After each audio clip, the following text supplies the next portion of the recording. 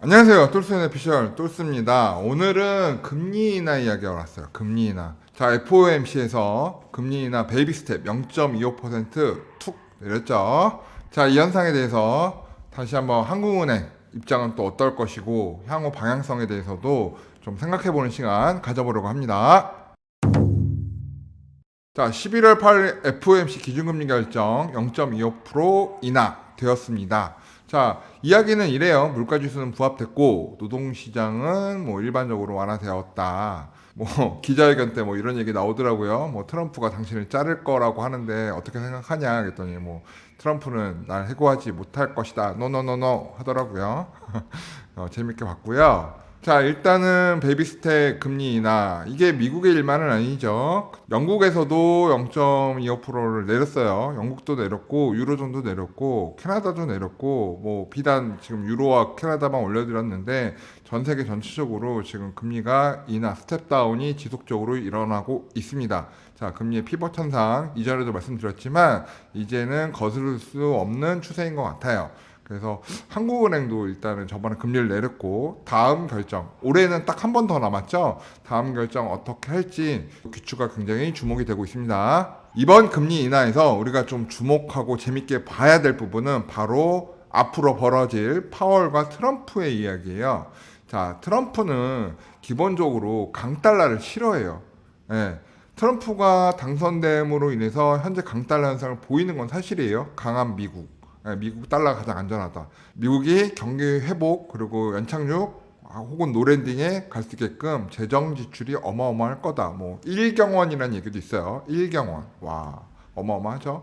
그런 배경 속에서 이제 미국의 강함 이런 부분들 때문에 이제 강달러 또 물가의 인상 뭐 이런 부분들 때문에 강달러를 또 예상하시는 분들 많고 현재 기준으로는 강달러 현상이 일시적으로 보이고 있습니다. 하지만 트럼프의 비즈니스적인 마인드로 봤을 때 앞으로 재정 지출을 어마어마하게 해야 되잖아요. 그렇기 때문에 아마 약달러를 선호할 거고 그다음에 무역 수지 적자를 트럼프는 굉장히 싫어하기 때문에 약달러를 선호할 수밖에 없어요. 그리고 경기의 회복 이런 부분들을 본인의 힘으로 이루었다라는 부분을 정권 초기에 자기의 업적으로 만들고 싶기 때문에 금리 인하에 대한 압박이 상당할 거예요. 그에 반해서 데이터 디펜던스, 결국엔 데이터 보고 하겠다, 데이터 보고 하겠다 이런 얘기를 했어요.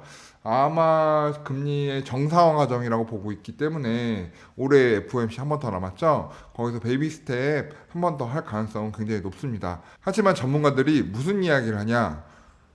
아마 내년 상반기 1월이 되면 금리를 동결하고 3월 뭐 5월 이런 식으로 가면서 금리 동결하다가 1분기에는 뭐 한 번 정도만 3월 또는 뭐 5월 4월 정도에 한 번 정도만 금리 인하하면서 이제 금리 인하 추세가 이제 누그러들 거다라고 전문가들은 이야기를 해요. 예, 저는 그렇게 생각하지 않아요. 일단 이거는 미국의 문제가 아니라 전 세계적인 문제이기 때문에 미국이 금리 인하를 안 하게 되면 다른 나라들이 금리 인하를 하게 되면 미국 달러가 점점 강달러가 되게 되면 트럼프는 싫어요. 그렇기 때문에 트럼프는 아마 내년 집권 시기부터 굉장히 금리 인하에 대한 압박을 세게 때릴 거고 결국 파월은 눈치 보는 사람이거든요.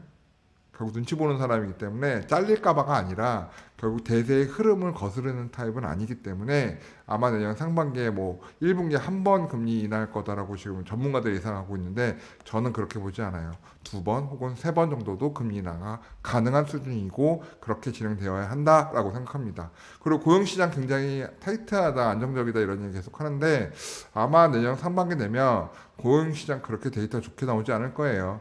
이유는 지금까지 바이든 정부에서 나라에서 재정을 지출을 해서 국가 고용, 뭐 공공근로라고 쉽게 이해하시면 되죠. 국가 고용이 굉장히 높았어요. 근데 이제 트럼프가 집권하게 되면 그런 국가 고용이 갑자기 뚝 단절될 가능성이 커요. 그러면서 그분들이 실업자가 되니까 실업률이 올라갈 수 있다는 거죠. 내년 상반기에. 그럼 내년 상반기에 실업률이 올라가면 트럼프의 압박 때문에 내리는 게 아니다. 실업률이 올라가서 내리는 거다라는 이야기를 파월이 던지면서 아마 금리가 내려올 가능성이 좀 크다고 생각을 하고 있습니다. 자, 똘스 내피셜이니까 믿거나 말거나. 자, 그럼 우리 한국 입장 따져봐야죠. 한국의 금리는 제가 예전부터 말씀드렸지만 물가도 아니다. 뭐 미국과의 금리 차이도 아니다. 환율이 가장 중요하다. 환율이 1200원대가 나오게 되면 한국은행은 계속 금리 인하를 할 수밖에 없을 것이다. 왜? 내수 경기도 좋지 않기 때문에 환율만 안정세를 이루게 되면 금리 인하를 지속적으로 할 수 있는 환경은 다 조성되어 있다고 보시면 됩니다. 물가도 높지 않잖아요. GDP 성장률도 너무 낮게 나오고. 이런 환경에서 트럼프의 당선으로 인해서 미국의 달러가 순간적인 강달러 현상이 나오고 있어요. 자, 금통에는 이제 머리가 복잡해지죠. 금리 내려야 되는데, 미국도 내리고 전체적으로 내리는 분위기인데, 영국, 캐나다, 우리도 내려야 되는 상황인데, 환율이 세다. 여기서 금리를 내리면 환율이 더 높아지게 되면 우리나라 수출입 교역에 있어서 문제가 생길 텐데, 라는 생각이 들 수밖에 없는 타이밍이죠. 게다가 문제는 우리나라는 금통위가 2번이 남은 게 아니라 1번 남았어요. 그래서 이 한 번에 대한 고민이 굉장히 클 거예요. 이번에 동결을 했다가 환율이 훅 내려오게 되면 경기만 더 어려워지는 일이 벌어지게 될 것이고, 이번에 내렸는데 환율이 높아지면 그 몰매를 한국은행이 다 때려맞게 되고, 그러다 보니 이러지도 저러지도 못하는 고민의 시간이 시작되었다고 봅니다. 자, 그러면 11월 28일 날 한국은행이 금리를 내리기 위해서 선제적으로 되어야 되는 조건은 뭐냐? 바로 환율에 1350원 언더 퍼포먼스 하는 조건이 굉장히 필요해요. 그래서 똘스는 어떻게 생각하냐면 환율 1450원, 1500원대 이야기하는 사람도 있더라고요. 트럼프 때문에. 근데 저는 그렇게 생각하지 않고요. 환율은 지금 최상단에 닿았다라고 생각을 하고요.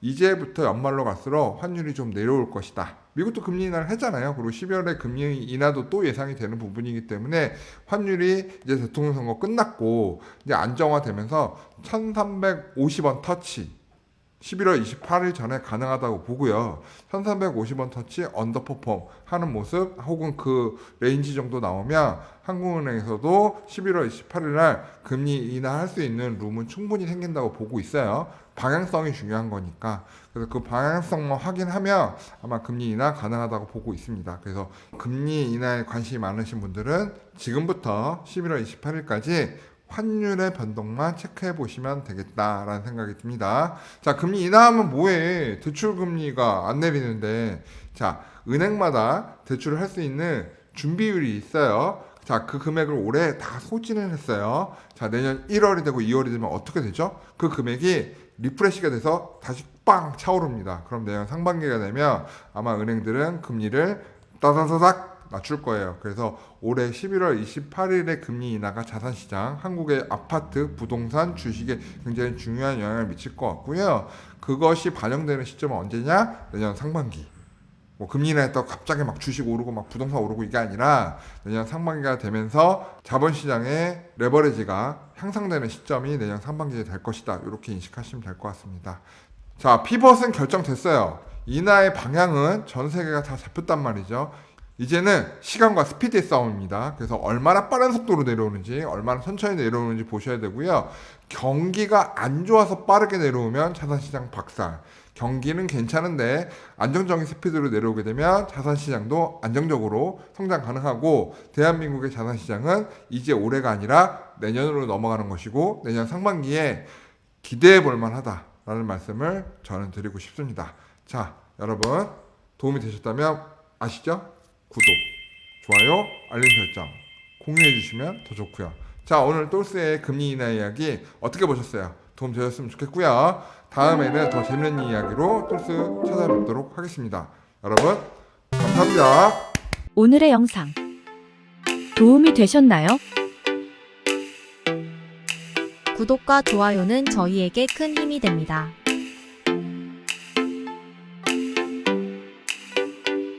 오래오래 우리 함께해요.